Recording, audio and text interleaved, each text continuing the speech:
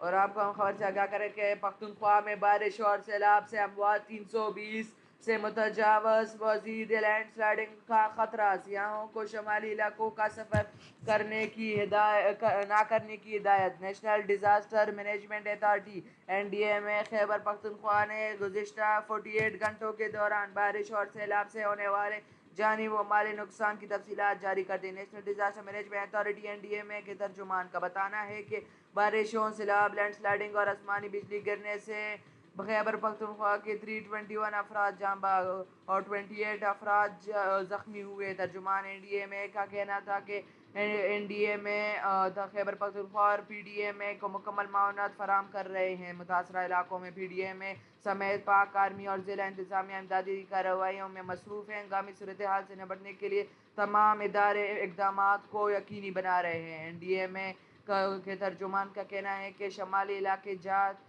میں ممکنہ بارشوں کی صورتحال میں لینڈ سلائڈنگ کے واقعات میں مزید اضافہ کا امکان ہے۔ ترجمان کا کہنا ہے کہ عوام بارشوں اور سیلاب کے دوران محتاط رہیں اور حفاظتی اقدامات بنائیں۔ سیاح اگلے 5 تا 6 روز تک شمالی علاقے جات کا سفر کرنے سے گریز کریں۔